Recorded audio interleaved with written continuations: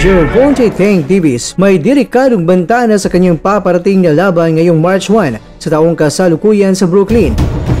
Ang pride ng Tagbilaran City Ball na si Mark Magnifico Magsayo ay may sobrang prangkang mensahe at sinabi niya na hindi na siya makapaghintay pa. Undisputed Super Bantamweight World Champion na si Naoya Inoue may napili na ipapalit kay Sam Goodman. Ang napiling ipapalit, rank 57 sa buong mundo. Inoue, magaling talagang mamili. Ito po galing mga kwento ang balitang ibabagi ko sa inyo. Kaya tara, kwentuhan na!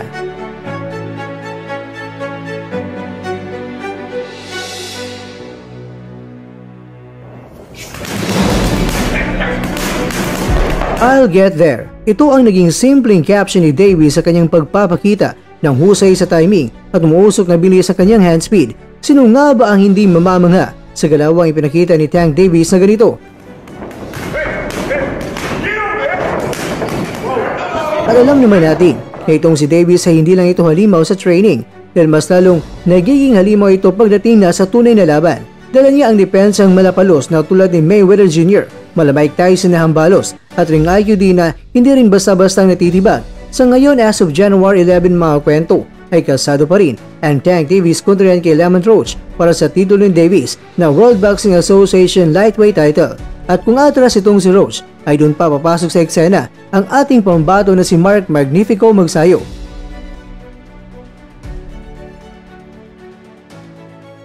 Samantala, ito naman ang napakasimpleng caption ni Magsayo sa kanyang pag-iinsayo at sinabi niya na hindi na siya makakapaghintay pa. Kung patungkol sa laban ng post ni Magsayo ay masasabi natin na excited na si Magsayo na muling makabalik sa lona. Kaya lang, hindi pa nila sinabi talaga kung sino nga ba ang magkakarap ni Magsayo. Pero tulad ng dating mga kwento, itong si Magsayo ay nakahanda yan palagi dahil kung sino man ang kalabang iharap sa kanya ay kakasahan niya ito.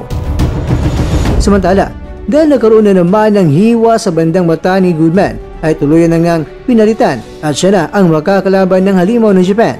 Siya si Ye Jun Kim, ang boksingerong taga South Korea na binansagang troublemaker o di kaya'y Paki Weather. Nako, kakaiba din pala ito dahil akala ko ba sa boxing ang kombinasyon ay sa kombinasyon lang sa mga suntok. Pero ang opa na ito ay kakaiba ang trip dahil kombinasyon ng mga pangalan ng mga boxing legends ang bansag sa kanya. Sa kanyang kartada mga kwento ay may isang Pinoy na tinalo niya at yan ay walang iba ngunit itong si Vergil Puton. Sa ngayon ay may kartada siyang 21 wins, 2 losses, 30 knockouts, 2 draws at siya ay 32 anyos na may tangkad na 5'4". Kung ating pagbabatayan ng Super Bantamweight World Rankings mga kwento, ay pasok lamang itong si Kim sa isang major sanctioning body at yan ay nasa World Boxing Organization at siya ay nasa rank 11.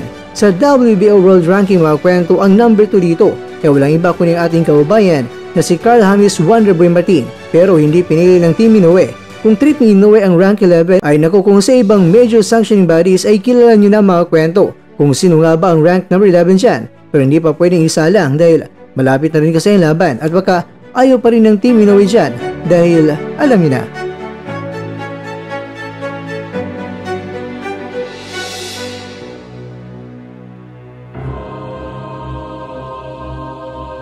Mga kakwento, kung sa BoxRec ang ating pagbabatayan itong si Kim ay rank 57 sa buong mundo at rank 1 naman sa buong Korea ang mamang ito.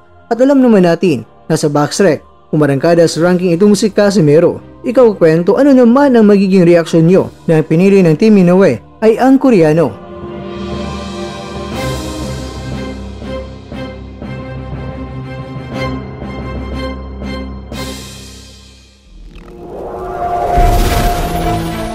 At dyan, nagtatapos ang ating kwento.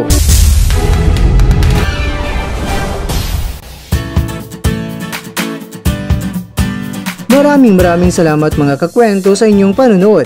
Pero baka naman mga kakwento ay nagustuhan niyo po ang kwento natin ngayon. Baka pwede niyo po akong mabigyan dyan ng like, subscribe at i-click na rin sa bell button.